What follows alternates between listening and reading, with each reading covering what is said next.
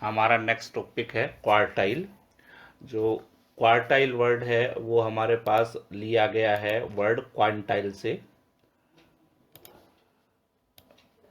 और quantile word जो हमें डिराइव किया है वो है क्वांटिटी से।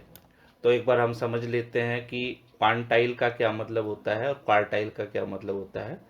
क्वांटाइल का मतलब होता है कि अगर हम बोल रहे हैं 0.35 क्वांटाइल या 35% क्वांटाइल, तो इसका मतलब ये है कि हमारे पास एक ग्राफ है, उस ग्राफ पे हमारे पास एक लाइन है, और उस लाइन पे हमारे पास मान लीजिए हमने बोला 0.35, तो उस लाइन पे हमारे पास ग्राफ के ऊपर ऐसे जगह हमने स्पोर्ट करना है कि 65% जो हमारे पास वैल्यूज हैं वो उससे ऊपर हो, और 35% वैल्यू जो है वो उसके नीचे हो।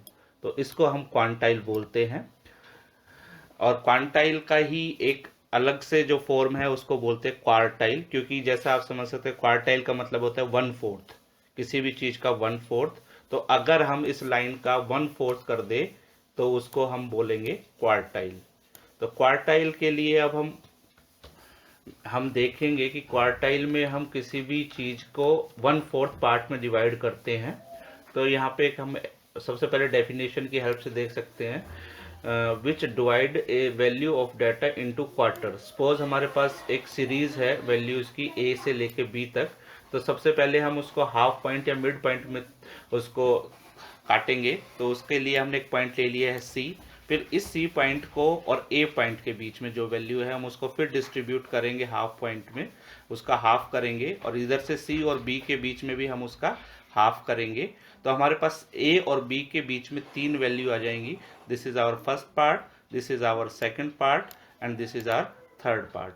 तो जो फर्स्ट पार्ट है ए से लेके यहाँ तक, ये आपका 25% होगा। यहाँ से लेके भी यहाँ तक भी 25% होगा, यहाँ से यहाँ तक 25%, और यहाँ से लेके यहाँ तक।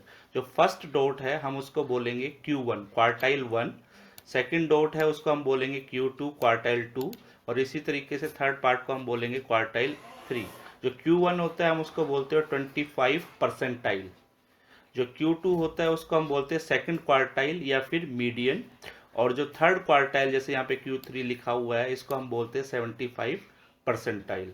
तो इस तरीके से हम देख सकते हैं कि क्वार्टाइल का मतलब होता है कि हम एक किसी पर्टिकुलर वैल्यू को 1/4 पार्ट में डिवाइड कर दें। जो फर्स्ट पार्ट है उसका Q1 कहलाता है, सेकंड पार्ट Q2, और थर्ड पार्ट Q3 कहलाता है। फर्स्ट क्वार्टाइल, सेकंड क्वार्टाइल और थर्ड क्वार्टाइल। अब हम आगे देखेंगे कि हम इसको कैलकुलेट कैसे कर सकते हैं। तो इसके लिए एक एग्जांपल लेंगे। हमने कुछ वैल्यू ली है जो कि हमारे पास रैंडम है, यहाँ पे आप दे सकते हैं हमारे पास कुछ वैल्यूज हैं। तो क्वार्टाइल कैलकुलेट करने के लिए सबसे पहले हम इसको असेंडिंग ऑर्डर में, इंक्रीजिंग ऑर्डर में इसको अरेंज करेंगे जैसा कि आप देख सकते हैं, और उसके बाद फिर हम इन वैल्यू को नंबर देंगे असेंडिंग ऑर्डर में रखने के बाद। जितनी भी वैल्यू है यहाँ पे हम देख सकते हैं कि हमारे पास 25 वैल्यू है। अब हमें अपने 3 क्वार्टाइल चाहिए, Q1 Q2 Q3। तो उसके लिए हमारे पास क्या फार्मूला है वो हम देख सकते हैं।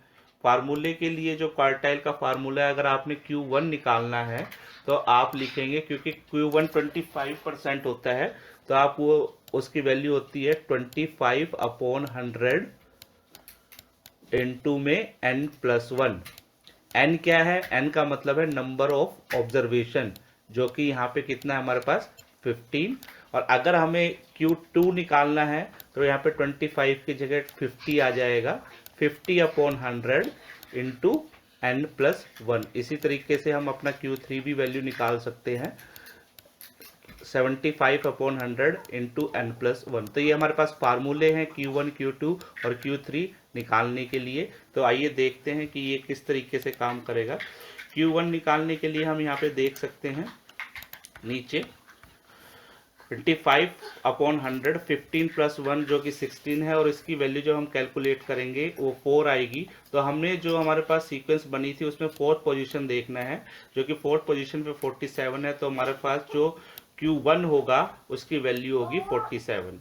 इसी तरीके से हम सेकंड एग्जांपल में देखते हैं 50/100 इंटू 15+1 n+1 जो कि है, और इसकी वैल्यू होगी 8th लोकेशन। 8th लोकेशन पे हमारे पास जो वैल्यू है वो है 55। तो हम यहाँ पे देख सकते हैं कि Q2 की वैल्यू 55 होगी, और थर्ड हमारे पास जो Q3 है, Q3 की वैल्यू 75/100।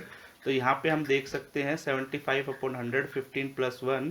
तो यहाँ पे हमारे पास जो वैल्यू आएगी वो 12th लोकेशन आएगी। 12th लोकेशन पे हमारे पास 62 है, तो जो हमारे पास Q3 की वैल्यू आएगी 62। तो इससे हम देख सकते हैं कि Q1, Q2, Q3 की वैल्यू को कैसे कैलकुलेट किया जा सकता है।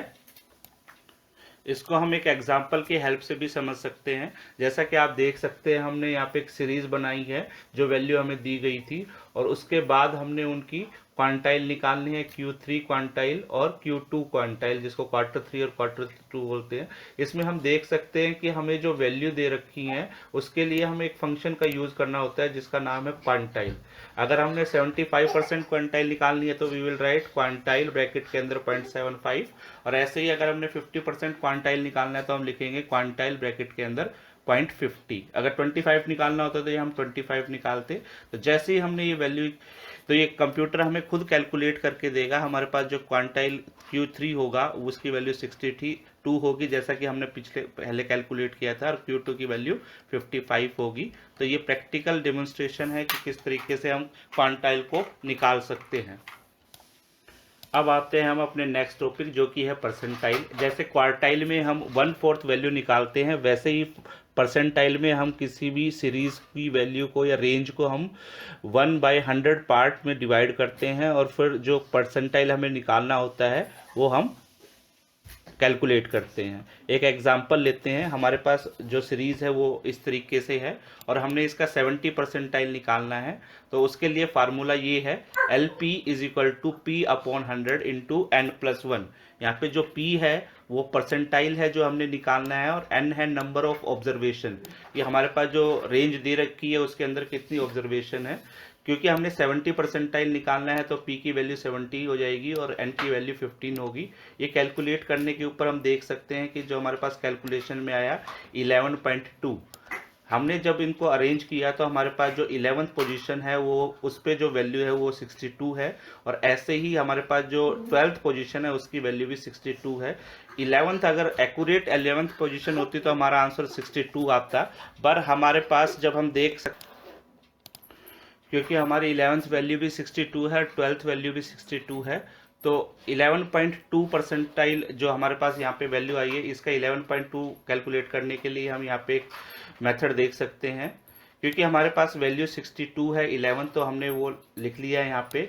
हमें उसके बाद 0.2 और कैलकुलेट करना है, तो उसके लिए हमने लिखा +0.2 और 11th value minus 12th value, sorry इसका रिवर्स करेंगे। 12th वैल्यू है उसमें से हम 11th वैल्यू को माइनस करेंगे, और जो इन दोनों के बीच का डिफरेंस आएगा उसको 0.2 से मल्टीप्लाई करेंगे, और जो वैल्यू आएगी उसको हम 62 में जोड़ेंगे। क्योंकि हमारे पास 62 की जो 11th लोकेशन थी उस पर हमारे पास जो वैल्यू थी वो 62 थी। तो हम यहाँ पे देख सकते हैं क्योंकि 62 - 62 की वैल्यू 0 होगी, और टोटल हमारे पास वैल्यू 62 आएगी। तो जो हमारे पास ये रेंज दी गई है इसकी जो 70th परसेंटाइल होगी वो 62 होगी। तो इस मेथड को हम यूज़ कर सकते हैं परसेंटाइल निकालने के लिए।